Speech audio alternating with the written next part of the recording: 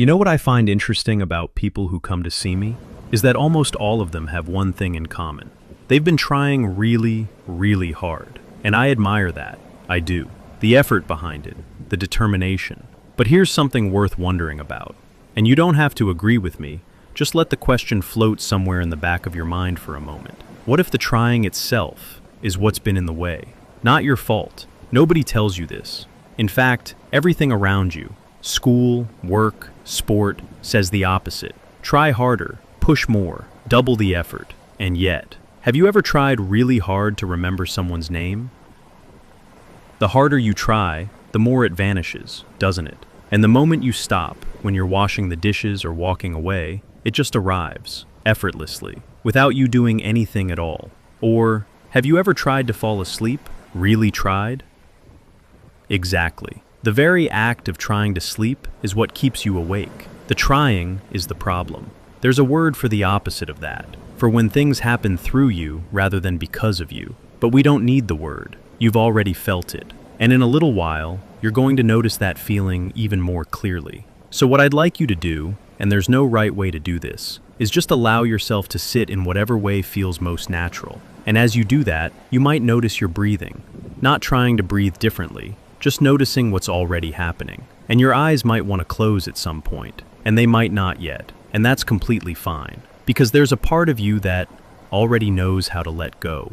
It's been doing it your whole life without being asked. Every night when you sleep, every time you've laughed so hard you forgot yourself. And I'd like you to just find a spot, anywhere, a spot on the wall or a place in front of you, and fix your gaze there. Not trying to stare, just allowing your eyes to rest on that place. And as they rest, you might notice a heaviness beginning around your eyelids. Not because you're making it happen, just because that's what naturally occurs when you stop interfering. And here's the thing I'd like you to really appreciate in the next few moments. The more you try to keep your eyes open, the heavier they become. Not because I'm telling you to close them, but because effort, real effort, always creates its own resistance. And now you can feel that, can't you? That gentle, irresistible pull. So rather than trying to close them, rather than trying to keep them open, you can simply allow whatever wants to happen. And notice how that feels when you stop being in the way of yourself.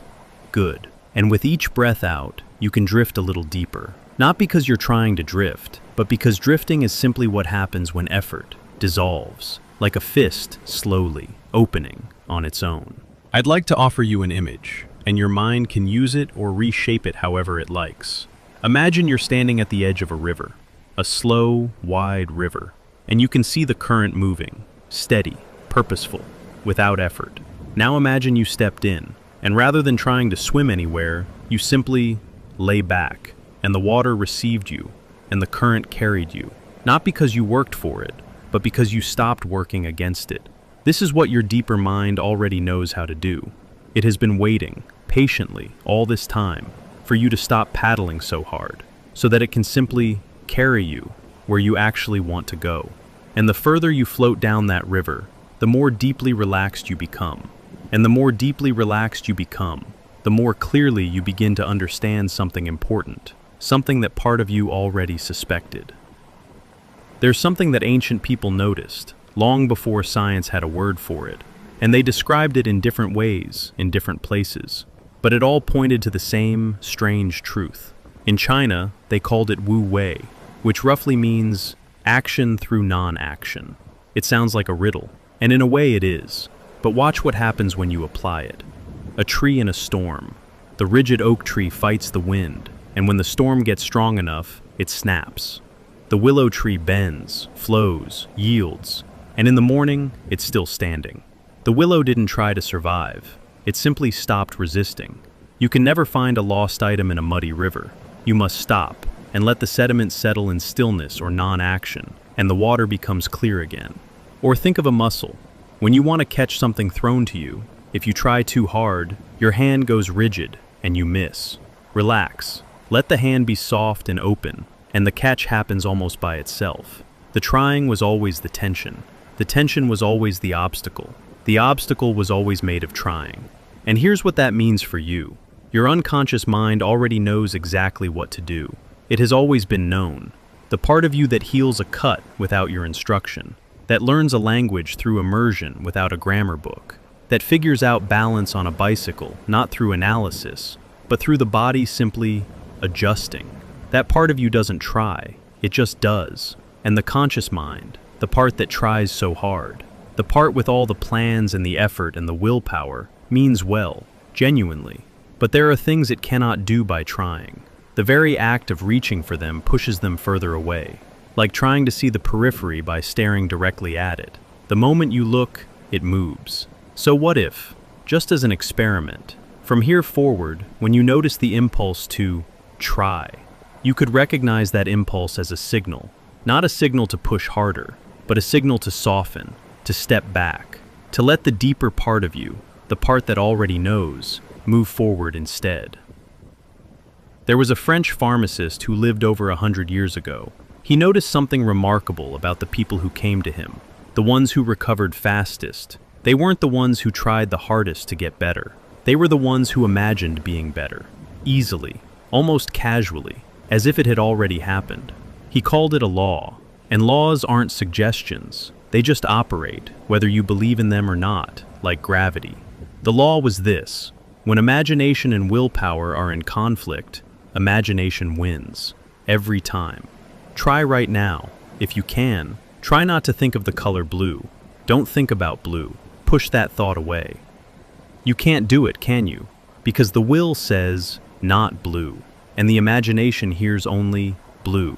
The more forcefully you try to avoid it, the more vivid it becomes. Which means willpower, that great engine of trying, is outmatched. Not sometimes, not when tired, always. It was never the right tool for the job. But imagination? Imagination is the tool your deeper mind speaks.